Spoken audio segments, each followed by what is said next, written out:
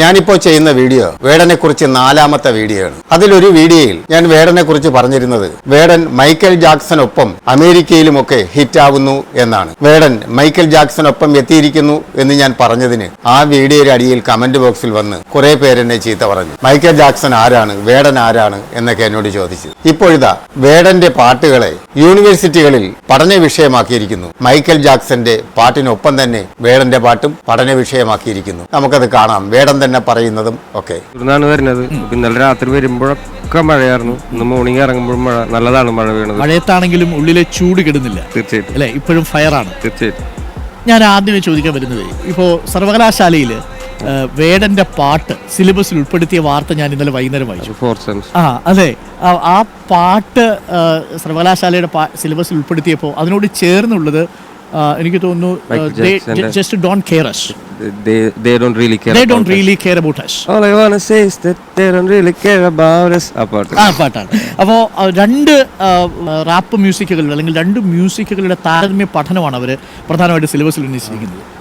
വേടൻ പക്ഷേ യൂണിവേഴ്സിറ്റിയിലും കോളേജിലും പോയി പഠിച്ചിട്ടില്ല അല്ലേ? വേടന്റെ പാട്ട് സർവകലാശാലയുടെ പാഠ്യപദ്ധതിയിൽ വരുന്നു. അങ്ങനെ വന്നു എന്നറിഞ്ഞപ്പോൾ എന്താ തോന്നിയത്?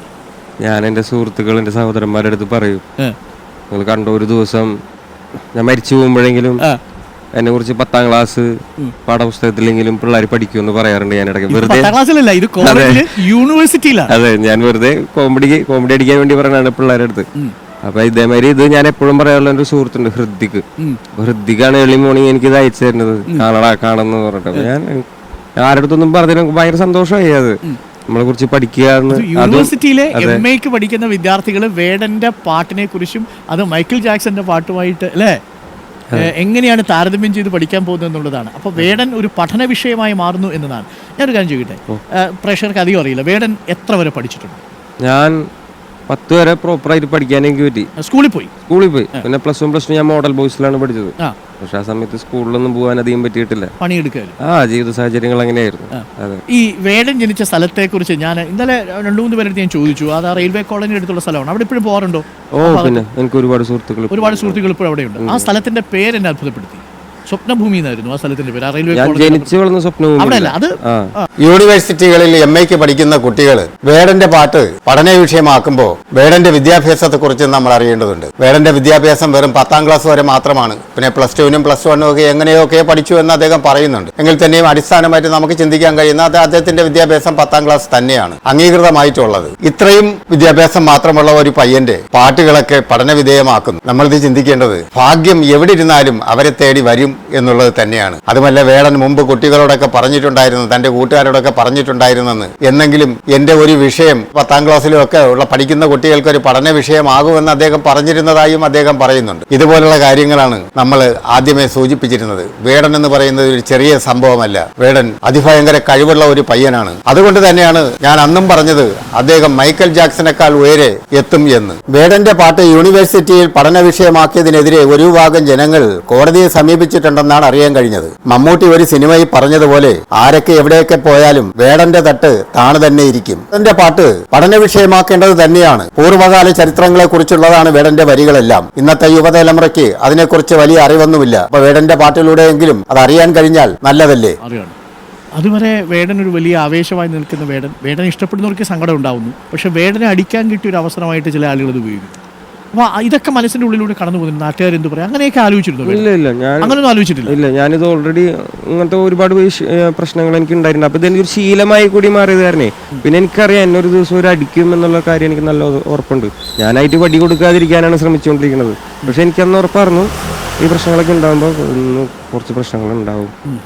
ഇപ്പോ 10 തല വരാൻ പോകുന്നില്ല. അതിന്റെ പരിപാടികൾ നടന്നുകൊണ്ടിരിക്കും. 10 തല ഒരുപാട് പഠിച്ച് ചെയ്യേണ്ട ഒരു കാര്യമായിട്ടാണ് എനിക്ക് തോന്നുന്നത്. കാരണം മന്നർ ഒറീസ ബാലു പോലെയുള്ള റിസർച്ചേഴ്സിൻ്റെ പുസ്തകങ്ങളും ഈ തമിഴ്നാട് ബേസ് ചെയ്തിട്ട് പണിയെടുക്കുന്ന ആന്ത്രപ്പോളജിസ്റ്റുകൾ പോലെയുള്ള ആൾക്കാരുടെയൊക്കെ വീഡിയോസ് കണ്ടും എനിക്ക് തമിഴിലാണ് അത് കൂടുതലുണ്ടാവുക. അപ്പോൾ എനിക്ക് തമിഴ് വായിക്കാൻ ഇച്ചിരി സ്ലോവാണ് ഞാൻ. അപ്പോൾ ഞാൻ അത് കൂടുതൽ പഠിച്ചുകൊണ്ടിരിക്കുകയാണ് അതിനെക്കുറിച്ച്. കാരണം നമ്മളൊരു കാര്യം, പ്രത്യേകിച്ച് മിത്തോളജിയിൽ നിന്നൊരു കാര്യം എടുത്ത് നമ്മൾ എഴുതുമ്പോൾ അതിൽ മണ്ടതരം പറ്റരുതല്ലോ. അപ്പൊ അതിന് എനിക്ക് കുറച്ച് സമയം വേണം.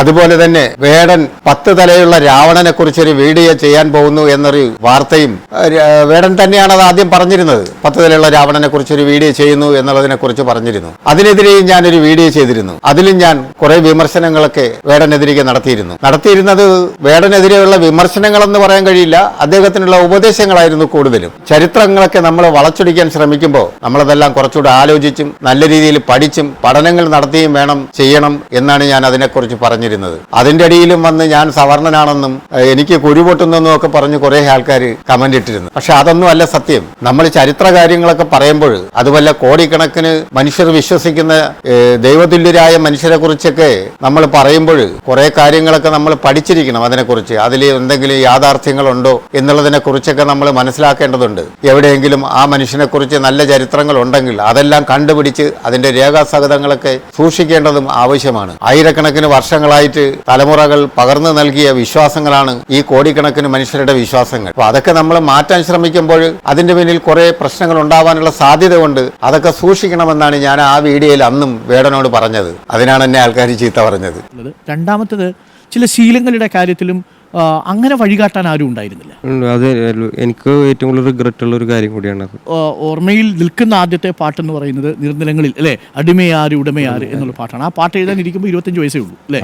25ാമത്തെ വയസ്സിലാണ് ആ പാട്ട് എഴുതുന്നത്.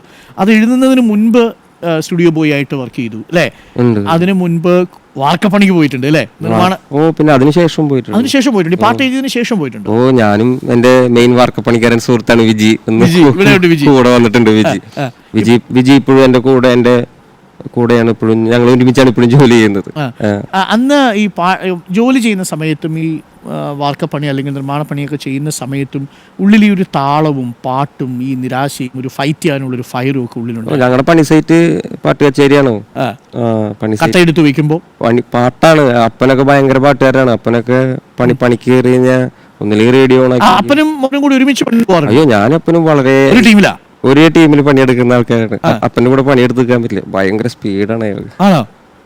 അപ്പനും മോനും കൂടി പണിയെടുക്കുമ്പോൾ അപ്പനാണ് സ്പീഡിൽ പോകുക. അപ്പൻ നല്ല പണി. അപ്പന്റെ കിട്ടിയതാണോ?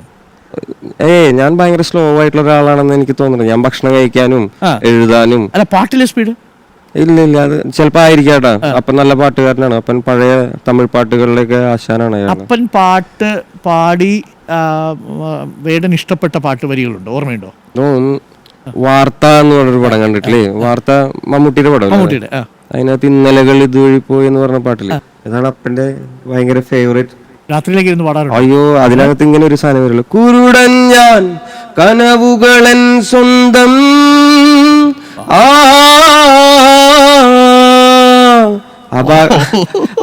അയ്യോ, ഞാൻ പാടുന്നതൊന്നല്ല. പുള്ളിക്കാരൻ അടുക്കള ജീവിയാണ് അപ്പൻ കാലത്ത് ഒരു 5:50 5:20 ആകുമ്പോഴേക്കും പുള്ളിക്കാരൻ എനിക്ക് എന്നിട്ടൊരു FM ഓണാക്കും, അല്ലെങ്കിൽ പാട്ട്. വേടൻ എന്ന് പറയുന്നത് എൻ്റെ ഒരു സഹോദരനെ പോലെ തന്നെയാണ്. കാരണം താഴ്ന്ന ജാതിക്കാരുടെ ഉന്നമനത്തിന് വേണ്ടി പ്രവർത്തിക്കുന്ന ആരെയും നമ്മൾ താഴ്ത്തി കാണിക്കുകയോ ഒന്നും ചെയ്യില്ല.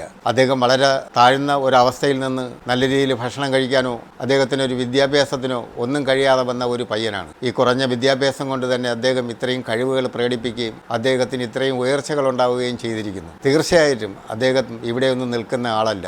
ഇനിയും അദ്ദേഹം ഉയരങ്ങളിലെത്തും. അദ്ദേഹത്തിൻ്റെ ലക്ഷ്യം എന്ന് പറയുന്നത് താഴേക്കിടയിലുള്ള ജനങ്ങളെ ഉണർത്തുക എന്നുള്ളത് തന്നെയാണ്. അദ്ദേഹത്തിന് അത് കഴിയും. ഒരു തടസ്സങ്ങളും ഉണ്ടാവാതെ മുമ്പോട്ട് പോകാനുള്ള എല്ലാ ഐശ്വര്യങ്ങളും ഉണ്ടാവട്ടെ എന്ന് പ്രാർത്ഥിക്കുന്നു.